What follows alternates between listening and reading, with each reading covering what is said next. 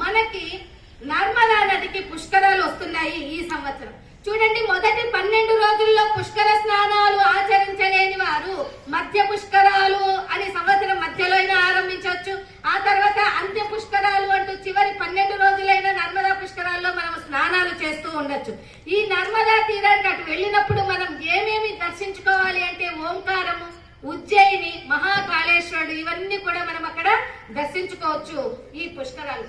చూడండి అమ్మా, ఒక పండుగ రోజు మనము భగవంతుణ్ణి పూజిస్తే ఎంత మనకు పుణ్యం వస్తుందో, పితృకార్యాలు చేస్తే కూడా అంతకంటే ఎక్కువ పుణ్యం వస్తుంది. కనుక ఎవరు కూడా పండుగని ఎట్లా ఆరాధిస్తామో పండుగ కంటే గొప్పగా పితృకార్యాలు చేయండి. పితృదేవతలు అప్పుడే మనకు సంతోషించి ఆశీర్వదించి అనుగ్రహిస్తారు పితృదేవతలంతా.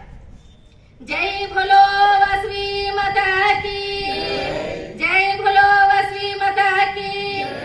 ఆ తర్వాత మనమంతా కూడా ఈ సంవత్సరంలో పశుపాలక వర్షం ఎట్లా ఉంది, పశుపాలక వర్గం అంటే మనకి పశుపాలకుడుగా గోష్ఠ గార ప్రభాకుడుగా స్థాన సంరక్షకుడుగా యమదేవుడు ఉన్నారు. యముడంటే ఎలాంటి వారో మీకు అందరికీ బాగా తెలుసు. ఆయన బాగా ఏ పని తప్పు చేసిన వాళ్ళను దండించేవాడే యముడు అన్నమాట. మరి ఈయనే దండకుడుగా ఉంటే ఇక పశువులంతా ఇంకెట్లుంటాయి? కాబట్టి పశువులన్నీ కూడా చాలా హింసకు గురైపోతాయి. అయితే ఈ పశువులను గోష్ఠ బహిష్కర్తగా ఎవరున్నారు ఈ సంవత్సరం అంటే బలరాముడు ఉన్నాడు.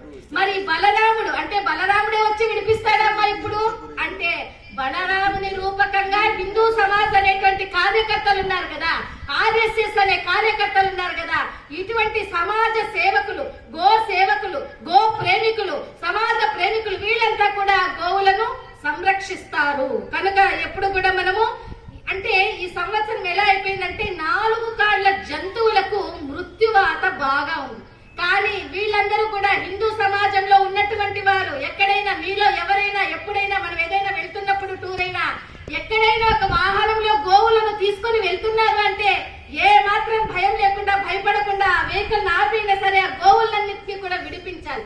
ఇట్లాగా మీలో చైతన్యం వచ్చినప్పుడే గోహింస జరగకుండా ఉంటుందని మనవి చేస్తున్నాను. జై భోలో శ్రీ